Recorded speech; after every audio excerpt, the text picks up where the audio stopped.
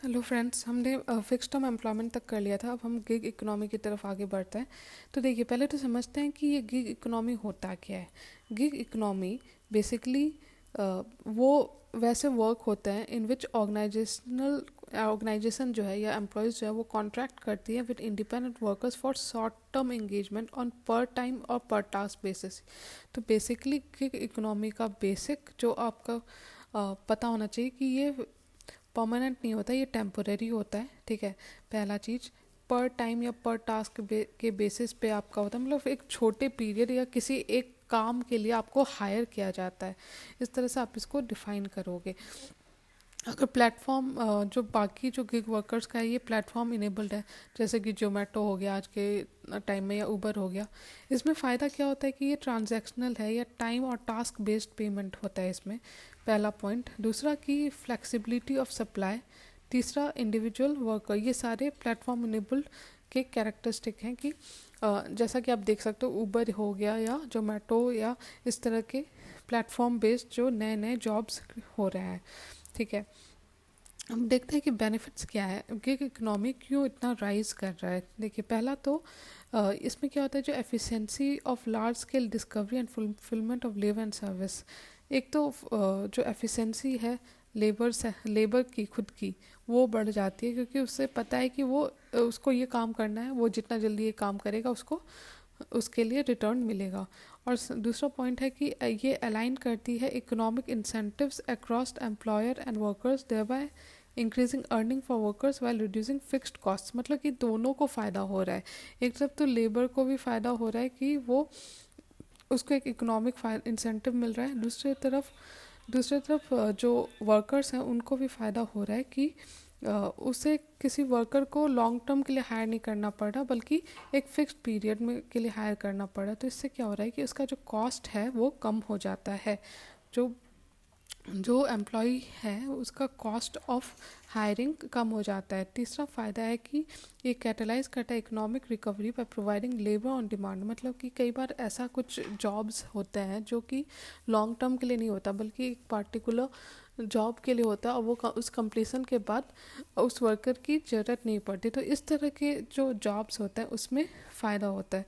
और साथ में जो अभी हमें इकोनॉमिक रिकवरी की ज़रूरत है, तो उसमें ऐसे बहुत सारे जॉब्स हैं। ठीक है, तो इस तरह से जो भी लेबर ऑन डिमांड टाइप के जॉब होते हैं, वो उसमें एम्प्लॉई के लिए फ़ायदा हो जाता है कि वो इजीली लेबर को हायर कर सकता है, फिर कॉन्ट्रैक्ट या काम ख़त्म होने के बाद उसको हायर करने की ज़रूरत नहीं है।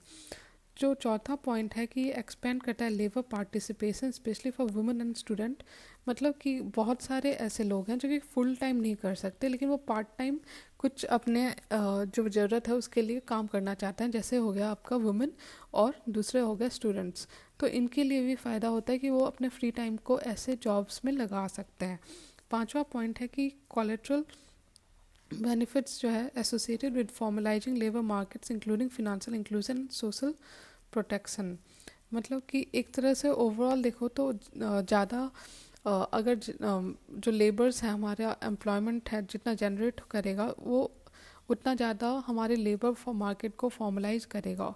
और जितना हमारा लेबर मार्केट फॉर्मलाइज करेगा, उतना ज़्यादा बढ़ेगा हमारा फिनेंशियल इंक्लूजन और सोशल प्रोटेक्शन। देखिए, ये सोशल जस्टिस के लिए आपका इम्पॉर्टेंट हो जाता है उस एंगल से कि जितना एम्प्लॉयमेंट बढ़ेगा उतना इनकम लोगों के पास होगा और उनका फिनेंशियल इंक्लूजन बढ़ेगा। छठा पॉइंट है कि ओवरऑल इम्प्रूवमेंट होगा in productivity by reducing idle and unproductive time.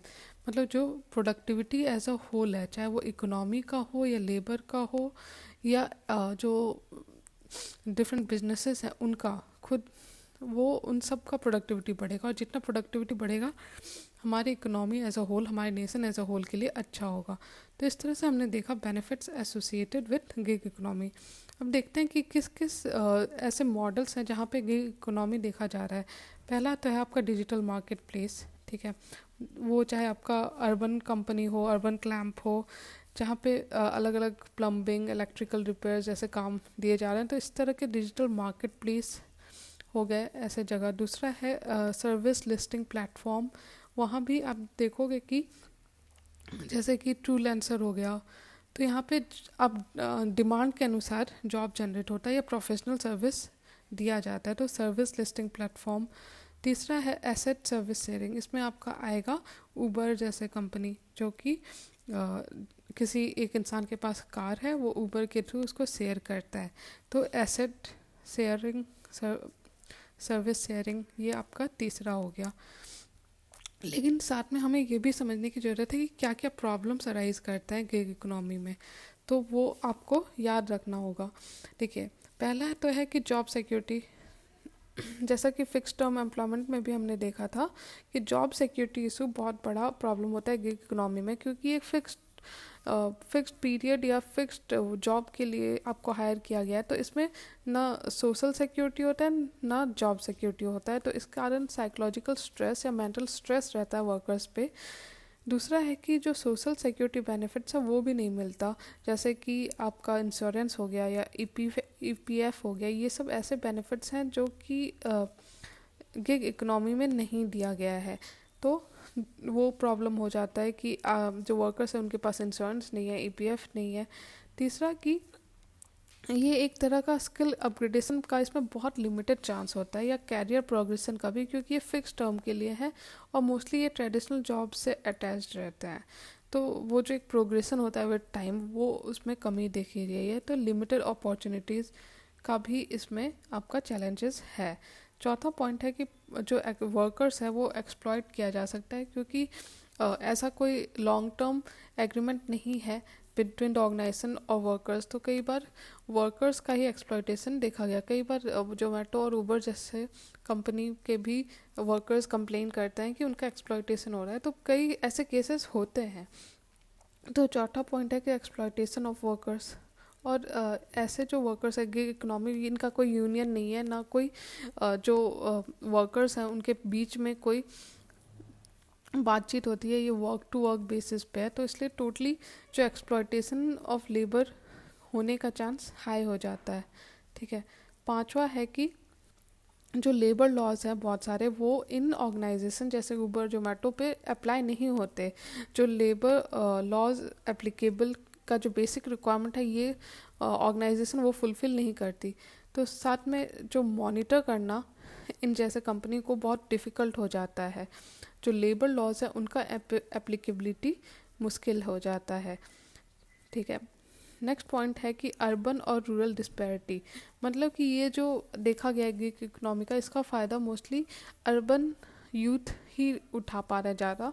Rural अभी इसमें वो गैप देखा जा रहा है अर्बन और रूरल के बीच में, तो अर्बन और रूरल गैप, ये छठा पॉइंट है। ठीक है। सातवां पॉइंट है कि स्किल शॉर्टेज, मतलब कि जो इंडियन वर्क फोर्स है उसमें डिमांड और सप्लाई में गैप है, उनके पास अप्रोप्रिएट स्किल नहीं है जो कि जो इकोनॉमी में डिमांड है उसको कंप्लीट कर सके। वो भी गिग इकोनॉमी में भी ये प्रॉब्लम देखा गया, और एज अ होल भी अगर हम एम्प्लॉयमेंट का प्रॉब्लम देखें तो उसमें ये स्किल शॉर्टेज का प्रॉब्लम देखा गया। हमारे पास पीएचडी होल्डर्स हैं, ग्रेजुएट्स हैं, लेकिन उनके पास रिक्वायर्ड स्किल्स नहीं है। जो करिकुलम है हमारे स्कूल्स या हायर एजुकेशन में, वो अपडेटेड नहीं है, या वो अपना मोमेंटम मेंटेन नहीं कर पाए हैं विद द लेबर मार्केट। तो आगे चीज़ें कैसे सही किया जाए, तो पहला चीज़ तो है कि ज़रूरी है कि वर्क प्लेस ट्रेनिंग दिया जाए, मतलब कि जो ये गिग वर्कर्स हैं उनको भी ट्रेनिंग की ज़रूरत है, उनके स्किल अपडेशन की ज़रूरत है। दूसरा पॉइंट है कि सोशल प्रोटेक्शन फॉर ऑल, मतलब कि जो भी लोग काम करें, चाहे वो गिग इकोनॉमी हो, फिक्स टर्म एम्प्लॉयमेंट हो या लॉन्ग टर्म एम्प्लॉयमेंट हो, उनको सोशल प्रोटेक्शन का प्रोविज़न मिलना चाहिए। वो गवर्नमेंट को अरेंज करना चाहिए कि ऐसा कोई सिस्टम जनरेट करे जिससे कि गिग वर्कर्स के पास भी सोशल प्रोटेक्शन हो, जैसे कि universal labour guarantee can be established that provides a labor protection floor for all workers। तीसरा पॉइंट है कि जो स्किल शॉर्टेज है उसको हमें दूर करने की ज़रूरत है, तो वो हम कैसे करेंगे। देखिए, हमें इस मामले में 3 prong स्ट्रेटेजी की ज़रूरत है, जो कि आपका स्किलिंग, मतलब जो डिमांड है उसके अनुसार स्किल करना, फिर रीस्किलिंग, मतलब जो लोगों के पास स्किल है उसको और बेटर करना, उसको और रीस्किल करना, मतलब कि जिनका जॉब लॉस हो रहा है उनके लिए ये रीस्किलिंग जरूरी है। उसके बाद अपस्किलिंग, मतलब कि जो एग्जिस्टिंग स्किल है उसको और बेटर करना डिपेंडिंग ऑन द सिचुएशन और the need of the market. ठीक है, तो इस तरह से हमें स्किल पे फोकस करना चाहिए। चौथा पॉइंट है वर्क एश्योरेंस, मतलब कि कंपनीज को एफर्ट लगाना चाहिए for transparency in employer employee relationship, specially regarding income and quantity of work. तो वर्क एश्योरेंस पे काम करने की ज़रूरत है। तो इस तरह से हमने देख लिया आपका गिग इकोनॉमी का कॉम्प्रिहेंसिवली, उसका क्या एडवांटेज है, उसके क्या चैलेंजेस हैं और कैसे उसका वे फॉरवर्ड आप लिखोगे। तो इस तरह से अगर मेंस में कोई भी क्वेश्चन आए गिग इकोनॉमी से रिलेटेड तो आप हैंडल कर पाओगे। आई होप आपको वीडियो अच्छा लगा हो। अगर अच्छा लगा तो प्लीज़ लाइक कीजिए और मेरे चैनल को सब्सक्राइब कीजिए। Thank you.